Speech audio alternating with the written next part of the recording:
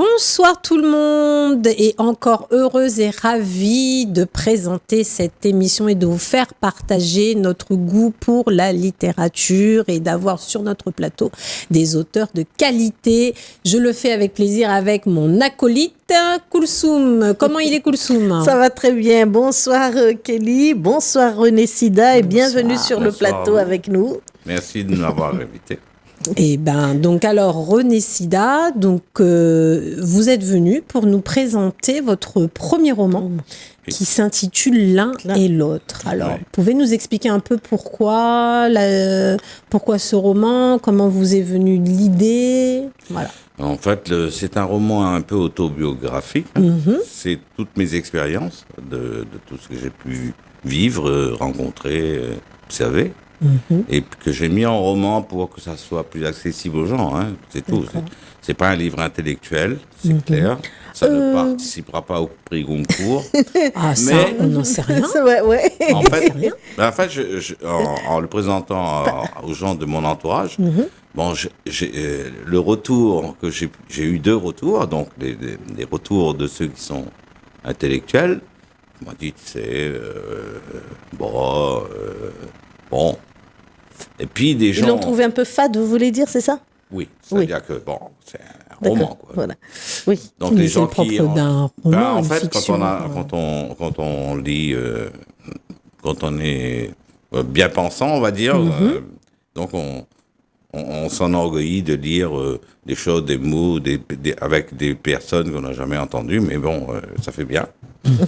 Donc, mon livre, il est loin de tout ça. C'est un livre extrêmement facile à lire. J'ai fait un roman exprès parce que ce que je voulais dire, je voulais pas que ce soit simplement le fruit de mes observations. Je voulais mettre ça en scène, un peu comme un scénario de cinéma. Hein, Oui, bien sûr. Et puis voilà, pour que le plus grand nombre puisse essayer d'entrer un peu dans ce que je voudrais, c'est-à-dire que de la décolonisation de notre culture, parce qui est uniquement édictée par la France. Voilà. D'accord, oui. Et c'est une thématique qu'on retrouve à l'intérieur. À l'intérieur, oui.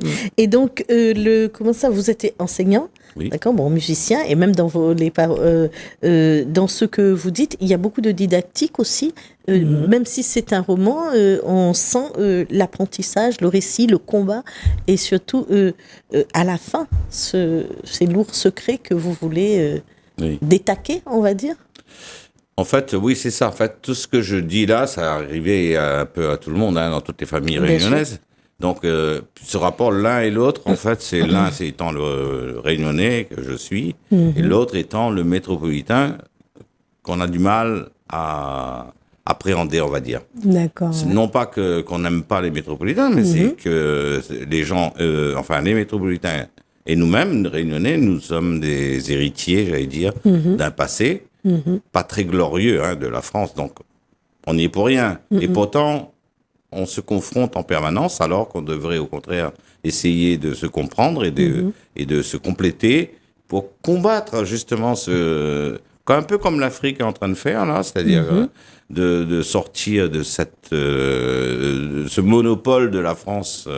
J'ai rien contre la France, hein, ou les Français, mais donc de sortir de ce giron de la France pour nous édicter ce qu'on doit dire, ce qu'on doit faire, comment penser. Donc, à un moment donné, il faut qu'on pense par nous-mêmes, par rapport à ce qu'on est, par rapport à ce qu'on en a vécu. Et donc, l'autre, ce métropolitain, donc, je le dis dans le livre, donc, ça me renvoie à moi, à mes démons, presque, où je me demandais pourquoi j'avais toujours des réticences à me livrer à des métropolitains.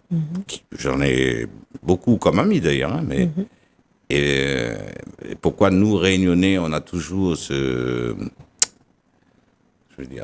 respect un peu accentué, tellement accentué, cette cour bête que l'on fait devant n'importe quel métropolitain, alors que c'est un homme comme nous ou une femme comme nous. Et donc, on me renvoie dans cette histoire, en pleine figure, que c'est moi qui suis aussi responsable de ça. Voilà. D'accord. Mais ce sentiment, qui se trouve changeant, dans l'histoire, là, avec Brigitte, qui est à Exactement, Potokombo, ouais. celle que vous revoyez, on le sent pas. On sent vos questionnements, mais Ouais. on va dire que vous y allez un peu plus léger Oui. dans le livre Oui. que par rapport à ce que vous êtes en train de nous Oui, exprimer là. parce que la question n'est pas de heurter ou d'aller contre, parce que vous savez, ici, à La Réunion, on a quand même tout ce passé, Bien sûr. et puis toute l'éducation qu'on peut avoir de la part de nos parents, de nos familles. Donc, je voulais pas heurter, je suis allé Bien sûr, en bien douceur sûr. expliquer que les choses peuvent arriver à n'importe qui. Et puis, Oui. voilà, quand on est sûr. confronté à ce genre de situation, faut être honnête, on réagit un peu comme j'ai réagi, c'est-à-dire Bien il s'agit sûr. d'une femme que j'ai rencontrée et qui m'a plu, et c'était une métropolitaine. C'est Qu'est-ce ça. que j'y peux? Oui, Non, ça, c'est ça. je veux dire, je vais pas aller à l'encontre de ça parce que c'est une métropolitaine. Voilà, c'est un peu. Oui, c'est l'intelligence. C'est intelligent. Je sais pas si c'est intelligent, Mais c'est le comme ça cœur. que je Oui, sens. c'est Voilà, c'est c'est ça. le cœur. voilà. C'est le cœur, c'est-à-dire on choisit pas la personne, enfin ça nous tombe dessus, enfin, Voilà, c'est c'est le cœur ça. qui parle. On ne Bon me- là c'est tombé sur une métro et du coup ça vous remet en question par rapport à ce positionnement très ça. très fort, C'est ça. ce syndrome du Goyave de France que vous dénoncez quelque part quand même, parce qu'il y a des passages où il le dit, hein, c'est Oui, quand même oui. très compliqué pour lui, même quand il y a des gendres qui viennent dans votre famille, vous appréhendez, donc les pauvres filles et tout, elles ont dû faire un gros effort. Mais alors j'ai envie de dire, le personnage de Joséphine vient adoucir tout ça finalement. Eh oui, c'est Voilà, ce métissage Exactement, c'est qui cette fait que tout métaphore-là. s'adoucit. Et Exactement. c'est ce que je prône. Hein, c'est un métissage intelligent. Ce n'est pas simplement C'est ça. un métissage pour un métissage, c'est-à-dire se compléter et prendre ce qui est de bon chez chacun d'entre nous. Quoi. Exactement, C'est ça qui exactement. est intéressant. Ouais, Eh ouais. oui. Et donc, pour continuer dans le roman, l'arrivée de ce cyclone, voilà. C'est comme un nettoyage. C'est ça. C'est ça. Ça vient de nettoyer. D'ailleurs, les Réunionnais, ils aiment beaucoup les cyclones, hein, contrairement Oui. Il dit nettoie la ravine. Ils nettoient les mauvaises âmes aussi. Hein, donc, Oui. les vieilles personnes disaient ça. Donc, Voilà. ça C'est permet de vrai. nettoyer les mauvaises âmes. Ça renforce la solidarité entre nous. Parce que se rend compte que dans cette situation, on est tous égaux. Ah oui, Et évidemment. que, voilà, et ça sert à rien de dire, lui, c'est un gros blanc ou l'autre, etc. Dans cette situation, on est solidaire. Moi, c'est ce que j'aimerais pour La Réunion, pour le futur, pour nos petits-enfants, c'est qu'on puisse retrouver cette solidarité. Faut pas attendre un cyclone, quoi. Oui. Je veux dire, cette solidarité, elle est intrinsèque, elle est en nous.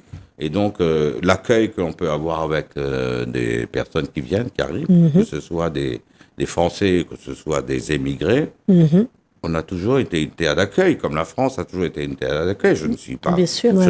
Je comprends qu'il y ait des réticences maintenant, en ce moment, parce que ça Bien va sûr. un peu dans tous les sens, mais après, c'est structurel.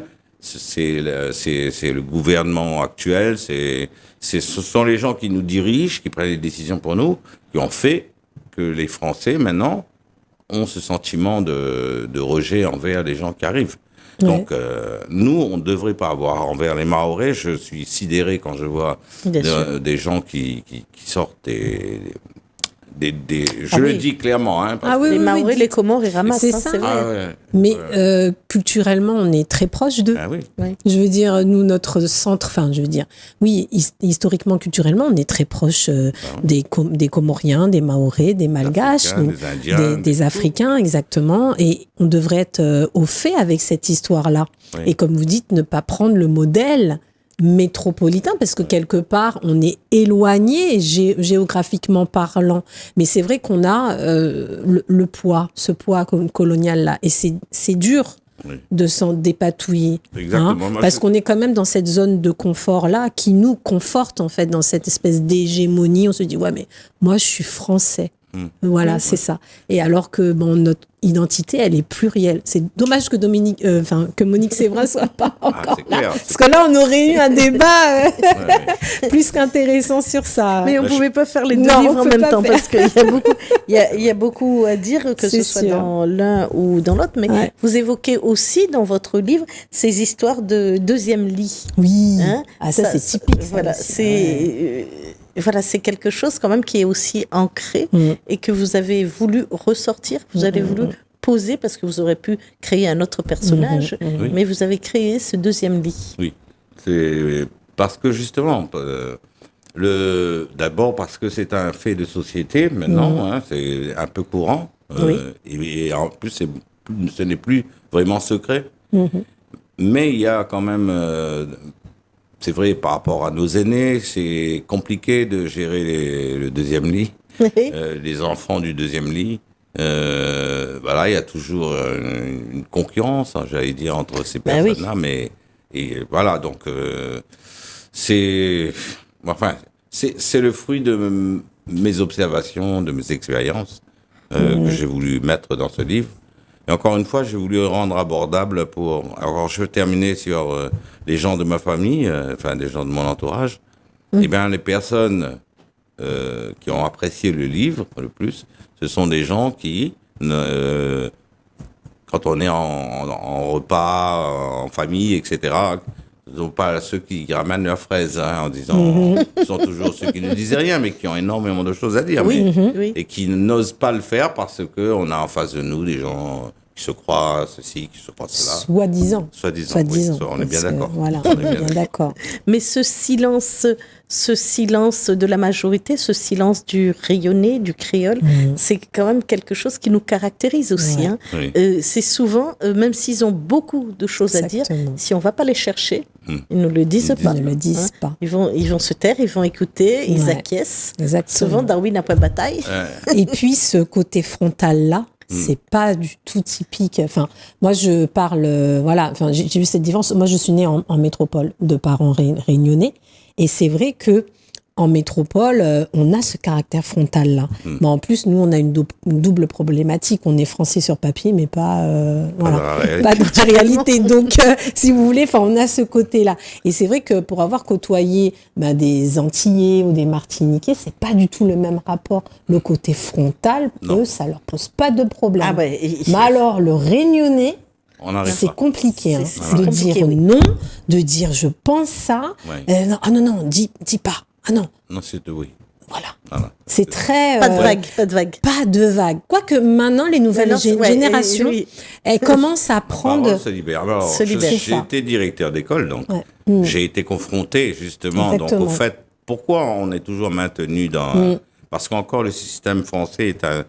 Bon, d'ailleurs, c'est le système éducatif français. Oui, C'est oui. un des pires qui puisse exister parce que il travaille sur la productivité, il faut qu'on soit rentable. Ça, c'est vrai. Alors aussi. que au niveau dans d'autres pays, donc on travaille sur l'être directement et on développe toutes les sensibilités qu'on pose à la personne. Quand j'étais directeur d'école, j'ai eu affaire à je dirigeais une école maternelle et élémentaire en même temps, donc une école primaire. Et en maternelle, donc, on avait souvent des enseignants qui, dans un milieu où j'étais, c'était un milieu extrêmement francophone. Bien sûr. Et donc, pour Saint-Gilles, faut pas le dire. Ah oui. Et donc, et j'avais les enseignants qui recevaient 80% de métropolitains et 20% de réunionnais. Et donc, je jette pas la pierre aux enseignants. Bien hein. sûr, bien sûr. Leur discours pédagogique était en français. Bien Et sûr. quand on interrogeait des réunionnais qui étaient créolophones, ils ne parlaient pas. Et parce que le français, c'est pas leur C'est langue. difficile pour Ils, eux. Bien ils sûr, ont bien peur sûr, ouais. de s'exprimer parce qu'ils ne savent pas s'exprimer réellement bien en France pour eux. Hein. Ils ne Ouais, savent pas s'exprimer en français. Donc, ils ne parlaient pas. Et donc, on considérait qu'ils étaient des débiles. Et on le mettait dans les circuits parallèles comme... quand on utilise le Razan, hein, pour ceux qui connaissent. Bien hein. sûr, bien Voilà. sûr. Ouais. Mais oui, parce que aussi le langage, même le langage créole, il dit ou de français les macottes, ou de français les labous. C'est vrai. Ça aussi, et ça, ils le comprennent bien. Oui. Une fois que ça a été dit, eh ben, il faut qu'ils reconstruisent ce langage. Parce que, voilà, et qu'ils osent. Oui. J'avais un oncle qui était inspecteur de l'école de l'éducation nationale, qui a travaillé en Afrique et qui a écrit un livre sur justement la différence qu'il y a entre l'Afrique et nous, par exemple, où là-bas on apprend le français Bien comme sûr. une langue étrangère. Et les Africains parlent Ah français oui. mieux que les Français. Ah Ah oui, bah oui. ça on l'a Oui. déjà dit. Il parle un français, Et donc, mais il expliquait les mécanismes qui se formaient. Donc, et il avait préconisé qu'on essaye, qu'on mette en place Le donc, FLE, le oui. français, langue étrangère, partout. Ce n'est pas simplement dans des régions comme la Guyane, mais mettre ça comme comme normal que on utilise le français comme langue étrangère. Et ben, ça n'a pas été suivi parce qu'encore une fois, ce n'est pas productif pour la France. Oui. Et Oui, oui. la Caserne fait énormément de choses, mais c'est vrai que c'est Ça reste à encore, petit, Petit, à un c'est certain c'est niveau. minoritaire Ouais, quand c'est même. pas. Alors, on arrive au moment où Ou justement, on vous a demandé donc de venir avec un objet qui vous caractérise, parce que le temps passe très vite. très très vite. Voilà. oui. Alors, l'objet qui me caractérise, Ah, c'est la guitare, parce Super. que je suis issu d'une famille de musiciens. D'accord. Et donc, je joue de la guitare depuis mon enfance, Voilà. avec mon frère Patrick, mes frères, Eric, Jean-Max, Jean-Yves. Mes sœurs aussi jouent de la guitare, oh, c'est bien. hein, donc ce qui fait qu'on est TBSC là-dedans. D'accord. Et voilà, bon. Ça, c'est toute ma vie. D'ailleurs, l'enseignement que je faisais, c'était toujours Accompagné. Avec- Accompagné. la guitare, parce que ça, c'est Voilà. il faut pour faire passer les messages Voilà. les plus importants. Donc on va peut-être vous demander de nous jouer un petit morceau, si ça ne vous Bah, dérange je pas. vais jouer un morceau, Justement.